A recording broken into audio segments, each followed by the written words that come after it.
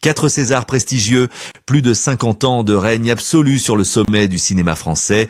Mais au moment de fermer les yeux pour l'éternité, la déesse du grand écran, Nathalie Baye, a emporté avec elle un secret douloureux qu'elle avait farouchement caché au public.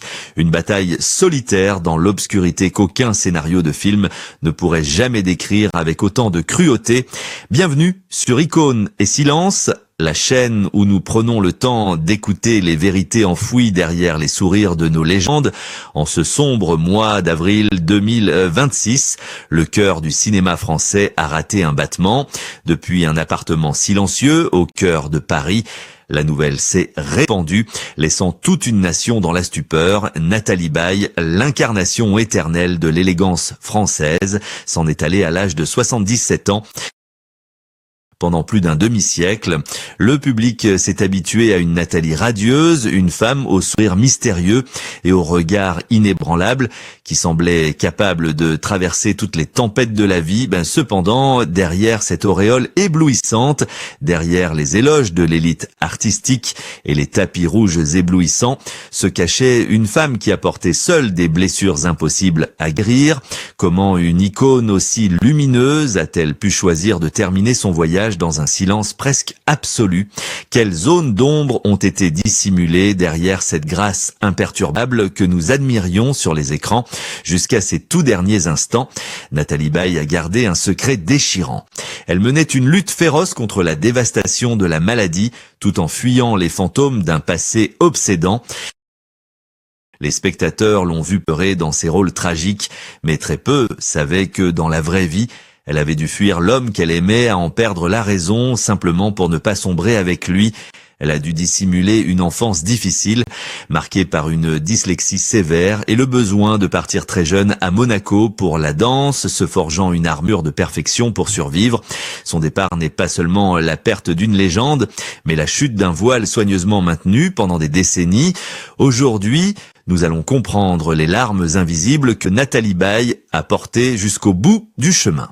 Mais pour saisir la grandeur de cette femme qui a protégé sa dignité jusqu'à la fin, il nous faut impérativement remonter le temps. Comment une petite fille incomprise a-t-elle pu conquérir la France entière alors que son propre cœur commençait déjà à se briser?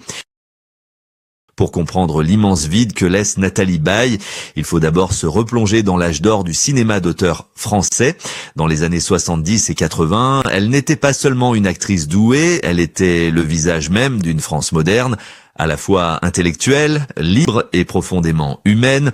Les spectateurs voyaient en elle une femme authentique, capable de transmettre les émotions les plus complexes par un simple regard ou un silence bien placé. Sa rencontre avec le légendaire François Truffaut pour le film La Nuit américaine a marqué le véritable début de son ascension fulgurante.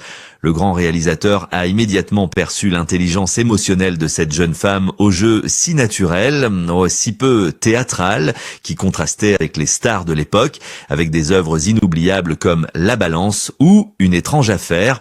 Elle a conquis non seulement le cœur du grand public, mais aussi le respect absolu et unanime de l'industrie cinématographique.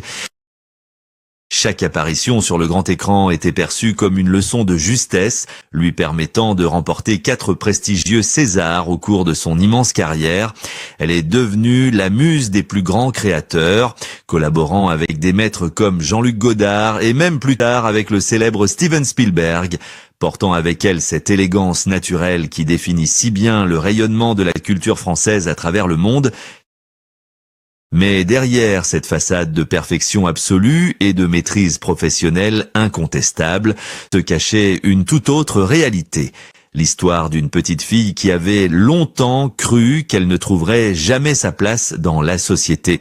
Ce que la plupart de ses admirateurs ignorent complètement, c'est que la vie de cette icône a commencé dans un foyer d'artistes peintres bohèmes, un environnement certes créatif mais profondément instable et souvent déroutant pour une enfant. Nathalie a grandi avec le sentiment douloureux et constant d'être en perpétuel décalage, écrasée par le fardeau silencieux d'un trouble d'apprentissage sévère, la dyslexie. À une époque en France où ce trouble neurologique était encore très mal compris et souvent confondu avec un manque d'intelligence, la jeune fille a atrocement souffert sur les bancs de l'école. Les mots écrits, qui allaient miraculeusement devenir plus tard ses outils de travail les plus précieux dans l'apprentissage de ses scénarios, étaient alors pour elle d'effroyables ennemis. Cette douleur intime, ce sentiment persistant d'illégitimité intellectuelle, l'a poussée à fuir le système scolaire classique de manière très précoce. À l'âge tendre de 14 ans, elle a pris une décision radicale qui allait bouleverser le cours de son destin. Elle a quitté le domicile de ses parents pour rejoindre une école de danse classique à Monaco, cherchant désespérément dans l'expression corporelle stricte un langage que la dyslexie ne pourrait pas lui confisquer.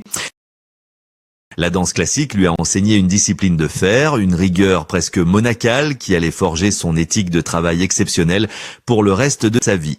Pourtant, c'est de manière paradoxale, en revenant vers les mots, en affrontant courageusement sa plus grande peur, qu'elle a trouvé sa véritable vocation de comédienne, en intégrant le célèbre Cours Simon, puis le prestigieux Conservatoire national d'art dramatique. Elle a réussi l'exploit de transformer sa vulnérabilité enfantine en une force d'interprétation magistrale. Elle a su incarner avec brio toutes les nuances de la femme française contemporaine, devenant une figure familière et réconfortante pour toute une génération qui se reconnaissait dans ses personnages. Ses succès professionnels s'enchaînaient à un rythme effréné. Les récompenses s'accumulaient sur ses étagères parisiennes et la presse l'acclamait sans réserve comme la reine incontestée de la subtilité. Les foules l'admiraient sur les prestigieuses marches du Festival de Cannes, toujours éblouissante, distante et mystérieusement sereine. Les journalistes louaient sans cesse sa capacité incroyable à protéger farouchement sa vie privée des regards indiscrets. Les spectateurs regardaient cette femme évoluer dans ses robes de créateur, admirant une Nathalie Baye qui semblait vraiment tout avoir, la beauté, la gloire, la richesse et le respect total d'une nation. Mais ce que la France entière ne soupçonnait pas une seule seconde, c'est qu'au moment précis où elle brillait de mille feux sous les projecteurs aveuglants de la célébrité, cette femme traversait en coulisses une tempête intime d'une violence psychologique inouïe. Alors que sa carrière touchait les sommets étoilés, elle se retrouvait prisonnière d'une relation amoureuse dévastatrice qui la détruisait à petit feu dans le silence de son appartement. Un homme au talent fou, mais à l'âme irrémédiablement tourmentée, venait de s'emparer de son cœur, l'entraînant malgré elle dans une spirale vertigineuse et destructrice. Et cela, chers auditeurs, ce n'était que le tout début de la véritable et déchirante tragédie qu'elle allait devoir affronter dans le plus grand des secrets. Dans l'imaginaire collectif, la vie d'une star de cinéma ressemble souvent à un conte de fées étincelant, mais la réalité de Nathalie Baye s'écrivait dans des teintes beaucoup plus sombres, une fois les caméras éteintes. Alors que la France entière célébrait son ascension fulgurante, la jeune femme se trouvait plongée dans un tourbillon émotionnel qui menaçait de la consumer tout entière. Au début des années 70, son chemin a croisé celui de Philippe Léotard, un acteur d'un charisme magnétique, un poète à l'esprit brillant, mais dont l'âme était profondément tourmentée. Leur rencontre fut électrique, le début d'une passion dévorante qui allait durer près de 10 ans. Philippe n'était pas seulement un compagnon de route, il était un artiste écorché vif qui portait en lui une mélancolie abyssale. Très vite, l'amour inconditionnel que Nathalie lui portait s'est transformé en une lutte désespérée contre les démons invisibles qui rongeaient l'homme de sa vie. Philippe Léotard s'enfonçait inexorablement dans les méandres de l'addiction, cherchant dans les paradis artificiels et l'alcool un refuge illusoire contre ses propres angoisses. Pour Nathalie, l'appartement parisien qu'il partageait est devenu le théâtre clos d'une tragédie silencieuse, un huis clos étouffant où elle a endossé le rôle épuisant d'infirmière, de protectrice et de bouée de sauvetage. La dualité de son existence à cette époque est absolument vertigineuse. Le jour, elle arrivait sur les plateaux de tournage le visage radieux, affichant un professionnalisme exemplaire qui impressionnait les plus grands réalisateurs du pays. Elle apprenait ses textes avec acharnement, souriait aux photographes et recevait les honneurs de la profession avec une grâce infinie.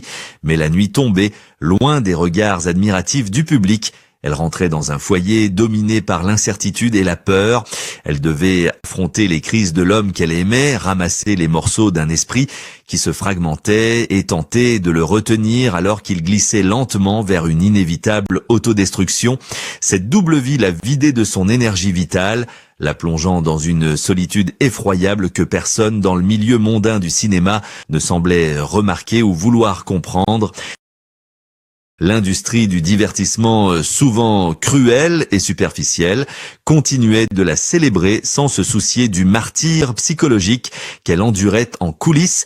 Nathalie a absolument tout essayé pour le sauver, investissant chaque once de son amour et de sa patience pour arracher Philippe à ses pires démons. Mais elle a fini par comprendre, avec une lucidité foudroyante et cruelle, que l'on ne peut malheureusement pas sauver quelqu'un qui refuse inconsciemment de l'être. L'instinct de survie s'est finalement imposé face à cette passion destructrice. La rupture, d'une violence émotionnelle inouïe, a laissé des cicatrices indélébiles dans son cœur de femme. Elle a dû prendre la décision la plus atrocement douloureuse de sa vie, celle de partir pour ne pas sombrer avec lui. Elle a emporté avec elle le souvenir obsédant du regard paniqué de cet homme, un regard d'enfant perdu qu'elle devait abandonner à son propre sort pour préserver sa propre lumière. Nathalie s'est reconstruite dans le travail acharné, utilisant cette immense douleur intime pour donner encore plus d'épaisseur et de mélancolie à ses futurs rôles à l'écran. Elle pensait avoir traversé la plus grande tempête de son existence, croyant que le temps panserait enfin ses blessures de jeunesse. Cependant, le destin lui a réservé une ultime épreuve, infiniment plus cruelle et terrifiante que toutes les tragédies amoureuses de son passé. Au crépuscule de sa vie, alors qu'elle aspirait enfin à la paix et à la sérénité, un ennemi invisible et implacable s'est glissé dans son propre esprit, l'obligeant à livrer son tout dernier combat dans le secret le plus absolu et ouvrant le chapitre le plus bouleversant de son histoire. Pendant des décennies, Nathalie Baye a semblé invulnérable face au passage du temps, vieillissant avec une grâce absolue sous les yeux d'un public qui l'adorait sans condition. Mais alors que les honneurs continuaient de pleuvoir et que le cinéma lui offrait encore des rôles de matriarche puissante, une ombre insidieuse a commencé à s'installer dans son quotidien. Les premiers signes étaient presque imperceptibles, une hésitation fugace au milieu d'une phrase, une fatigue inhabituelle, un moment de confusion passagère que l'on mettait volontiers sur le compte du surmenage, puis le terrible verdict médical est tombé, implacable et foudroyant. La maladie accorde Lewy, cette affection neurodégénérative redoutable qui mêle cruellement les symptômes de la maladie d'Alzheimer et de Parkinson, représentait la pire des malédictions pour une actrice de sa trempe. Pour une femme dont la brillante carrière reposait sur la précision de la mémoire, la maîtrise parfaite des mots et le contrôle absolu de son corps, voir son propre esprit se dérober était une torture psychologique inimaginable. Le monde de l'art, toujours avide de rumeurs et de scandales, ignorait totalement le drame terrifiant qui se jouait loin des caméras. Nathalie a pris la décision déchirante mais inébranlable de se retirer progressivement de la vie publique, refermant doucement les portes de son univers pour affronter ce monstre dans le plus grand des silences. Les médias commençaient à s'interroger sur ses rares apparitions, spéculant sur une simple retraite bien méritée, à 1000 lieues de soupçonner la bataille acharnée qui se livrait à huis clos. Elle refusait catégoriquement que la pitié vienne ternir l'image de la femme forte et majestueuse qu'elle avait mis toute une vie à construire à la sueur de son front. Dans l'intimité de son appartement parisien, autrefois rempli de rires chaleureux et de scénarios méticuleusement annotés, les murs se sont refermés sur une réalité effrayante où la clarté et la confusion se livraient une guerre sans merci. L'industrie du divertissement, qui l'avait portée au nu, continuait de tourner frénétiquement sans elle, ignorant que l'une de ses plus grandes légendes luttait désespérément pour retenir les précieux fragments de sa propre identité. La maladie lui volait peu à peu son essence, effaçant les triomphes passés et les émotions qui avaient forgé son âme d'artiste inoubliable. Face à cette dépossession inéluctable de son être, la reine de la subtilité s'est retrouvée enfermée dans une prison de silence intolérable. Mais avant que les ténèbres ne l'engloutissent définitivement, avant que la maladie ne lui arrache sa dernière étincelle de lucidité, Nathalie Baye a imposé sa propre volonté, un choix bouleversant qui allait définir la véritable grandeur de son héritage face à la fatalité. Dans une industrie du spectacle où la moindre faiblesse est impitoyablement exploitée et où la souffrance se transforme souvent en une marchandise lucrative, le silence de Nathalie Baye résonne aujourd'hui comme un acte de rébellion d'une puissance inouïe. Elle a catégoriquement refusé de livrer sa détresse en pâture au magazine à sensation, choisissant au contraire de se draper dans une dignité aristocratique jusqu'à son dernier souffle. Ce n'est qu'au moment de son départ, par la voix brisée de sa famille et un communiqué bouleversant, que la France entière a finalement découvert la véritable nature de son calvaire.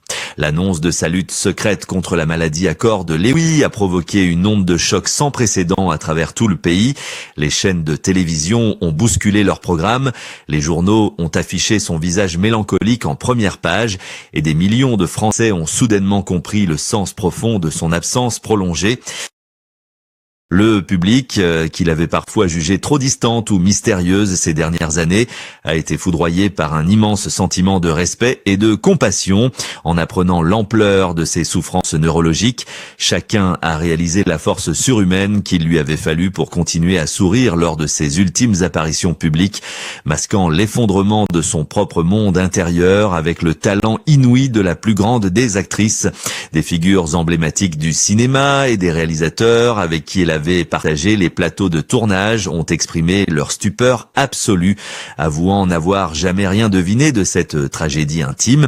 Nathalie Baye n'a pas laissé un testament de colère ou de rancœur envers le système, mais elle a laissé une leçon magistrale sur le respect de soi et la préservation de son intégrité. En cachant sa vulnérabilité extrême, elle a réussi l'exploit de protéger son image sacrée, s'assurant que l'histoire se souviendrait à tout jamais de la femme éclatante aux 4 Césars, de la muse intellectuelle de la rive gauche, et non d'une patiente vaincue par la dégénérescence. Elle a littéralement repris le contrôle de sa propre narration, prouvant que même face à la fatalité et à l'effacement cruel de la mémoire, l'esprit humain peut encore dicter ses propres conditions. Son dernier acte n'a pas été joué devant des caméras éblouissantes, mais dans le sanctuaire paisible de son foyer parisien, loin des loups et des courtisans qui rôdent toujours autour de la gloire, alors que le rideau de velours rouge tombe définitivement sur cette existence extraordinaire. Une réflexion brûlante s'élève désormais des cendres de son immense héritage. L'histoire de Nathalie Baye n'est pas seulement la chronique bouleversante d'une étoile du cinéma qui s'est éteinte dans Le Secret, c'est un miroir implacable tendu vers notre fascination pour la célébrité et vers l'industrie du divertissement tout entière. Pendant des décennies, nous avons consommé son image, nous avons pleuré avec ses personnages et nous l'avons érigé au rang de mythe intouchable, en oubliant souvent la femme vulnérable qui respirait derrière l'icône. Son parcours exceptionnel, marqué par une enfance fragmentée, un amour tragique et une fin de vie d'une cruauté indicible, nous rappelle brutalement que la gloire ne protège de rien. Elle ne guérit pas les blessures de l'âme et n'offre aucun bouclier contre la maladie. Que se passerait-il si notre société apprenait enfin à regarder ses idoles non plus comme des produits inaltérables, mais comme de simples êtres humains avec leurs failles et leurs douleurs silencieuses? Sommes-nous vraiment capables d'aimer nos légendes pour ce qu'elles sont, au lieu de les aimer pour l'illusion de perfection qu'elles nous renvoient, en choisissant de cacher son combat contre la maladie à corps de Lewy? Nathalie n'a pas fui la réalité, elle a posé un acte ultime de liberté. Elle nous a appris que la véritable dignité consiste parfois à savoir fermer la porte au monde extérieur pour protéger ce qu'il nous reste de plus sacré. Son silence final est devenu sa réplique la plus puissante, une leçon d'élégance qui résonnera bien au-delà de ses films. C'est ici que se referme ce chapitre poignant de notre histoire, mais d'autres destins murmurent encore dans l'ombre. Merci du fond du cœur d'avoir partagé ce voyage émotionnel et respectueux avec nous sur Icônes et Silences. Si le courage de cette femme extraordinaire vous a touché, et si vous croyez vous aussi que la vérité des âmes mérite d'être entendue, n'oubliez pas de vous abonner et d'activer la cloche. À très bientôt pour une nouvelle révélation, pour découvrir ensemble les visages cachés derrière les masques de la gloire.